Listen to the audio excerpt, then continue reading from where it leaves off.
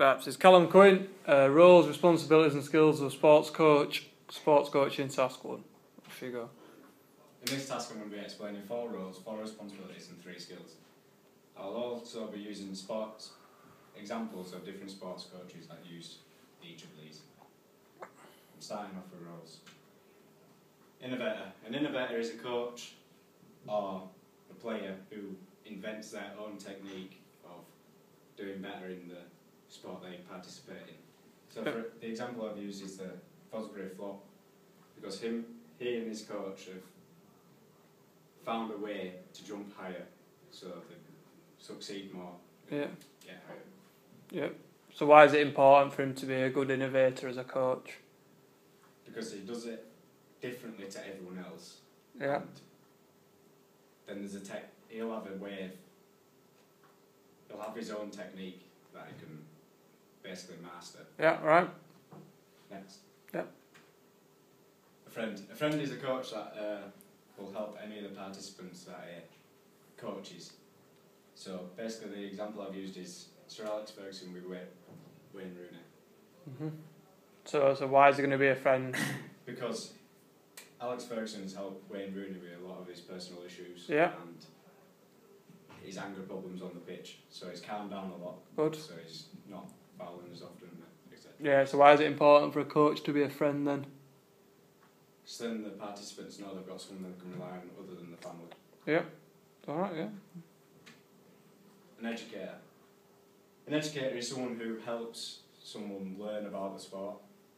So for example, the example I've used is Freddie Flintoff and his coaches are Shane and Barry McGuigan. I see these as an educator because Freddie Flintoff started off as a cricket player and he's moved to boxing, so he's obviously been needed to know the different skills, rules.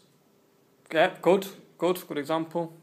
Shall I go on Yeah. this side? Move on, yeah. A trainer. A trainer is someone that improves someone's individual's performance in a sport.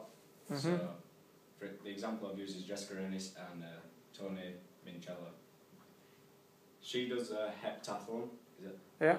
And he will work on her weaknesses. So if she needs to work on her shot put, he will train her and improve that skill. Good. Yep. Responsibilities. Legal obligations have got to be followed by every sports coach, no matter what sports you do. One of the standard procedures would be a risk assessment or a CRB check to say that they're qualified to work with young people, and also they need to be qualified in first aid, so they can help anyone that gets injured during the sessions. Yeah. Professional conduct. Every coach needs to have professional conduct, so for example, act immature while the coach is doing a session, so then people have someone to look up to and know who's in charge. Yeah. The example I've used is Howard Webb, because he's a referee, and he's got professional conduct, so his equipment, his clothing, he looks professional.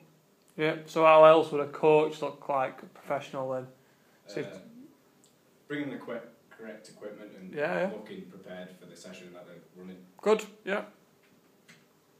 Health and safety. This is a main responsibility due to participants' safety being at risk if they don't follow these.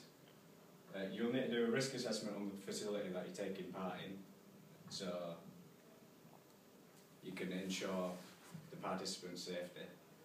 And also, you need to find the possible hazards that may happen during the session that you might not be able to stop. Yeah. Knowledge of the coaching environment. The knowledge of the coaching environment is quite important. The example I've used is Marley, because there's a nearby road, you need to speak up or get them all in so then everyone can hear what you're saying. Yeah.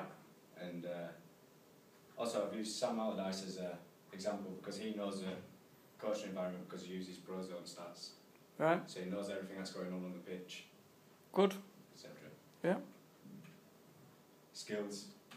Organisation is key in a successful coaching session because if you don't bring the right equipment, you won't be able to do the session you've planned, and it hopefully the participants will learn and they'll improve their own organisation. Good. Communication. Communication is important for a sports coach to have. Most participants will pick up the skills and techniques if you communicate well. So for example, if you're communicating verbally, you need to go into more detail on how the technique is done. And communication, demonstrating, you go step by step, run through it with them, and then make them do it themselves. Yeah. Next. Yeah. Evaluating is a cycle that you must take after every session. So you can pick up on your weaknesses and your strengths, and also the participants. This is a great way of improving your skills as a coach, and obviously like keeping track of everyone else's performance. Yeah. That's Good. what I've got. Yeah. Is that it? Yeah. Right.